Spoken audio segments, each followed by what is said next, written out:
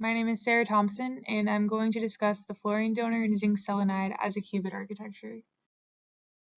Hypothetically, this is an electron spin qubit formed by a neutral fluorine donor and a zinc selenide lattice. The single electron spin can be optically pumped using light with energy near the bandgap energy of zinc selenide. This produces free excitons that are trapped by the shallow fluorine donor and become donor-bound excitons. This architecture requires that the fluorine remain unionized, so experiments are carried out at low temperature.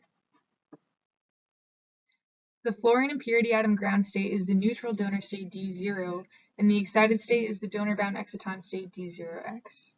Zeeman splitting separates the ground state sublevels depending on the single electron spin, and we can end up with a pair of connected lambda systems in which the ground state sublevels in red and purple are coupled via an excited state anti-crossing.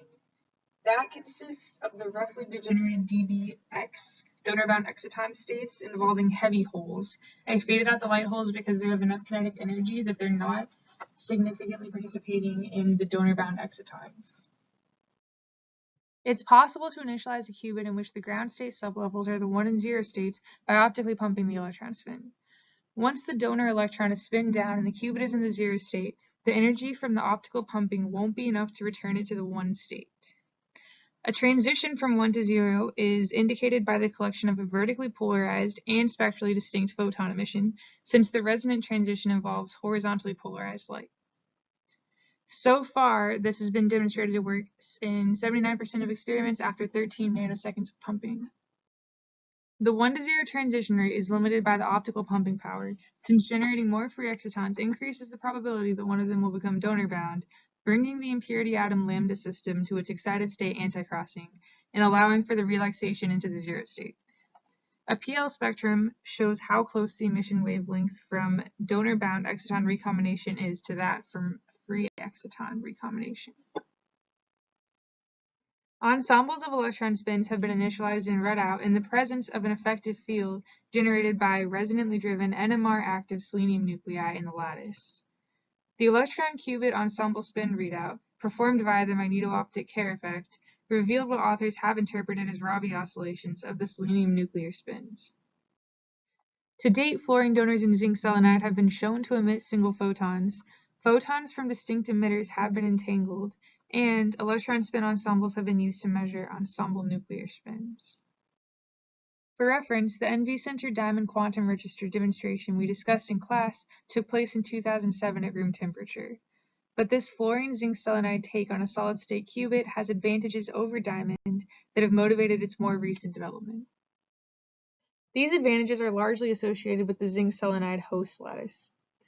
Solid-state impurity-related emitters are homogeneous and scalable. That's an advantage that's clearly present with the NV centers in diamond. However, zinc selenide is easier to engineer in many ways than diamond is. Compared with industry favorites like silicon, zinc selenide also has the advantage of having a direct bandgap when it comes to impurity-bound exciton systems. Recall the importance of the optical pumping power when the lattice was feeding free excitons to the impurity center.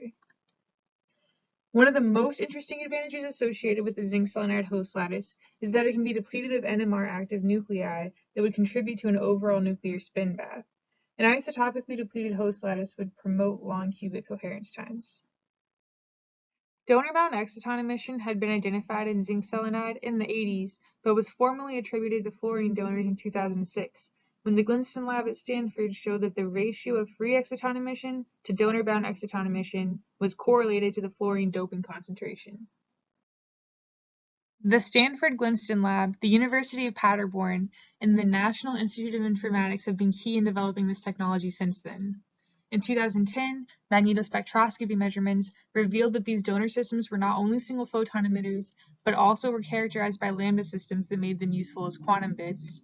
In 2012, these groups achieved optical pumping and entanglement experiments, and in 2015 and 2016, they focused on the ensemble spin readout we discussed earlier in this video. Most recently, in 2018, researchers focused on the fundamentally interesting discretization of the total magnetic field in f-doped zinc selenide as the applied magnetic field was increased.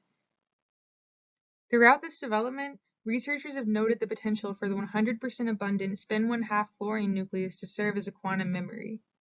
Coherent control of the electron spin and coupling to a fluorine nucleus would be necessary next steps for this architecture because they would allow for the benefits of the isotopically depleted lattice to be investigated.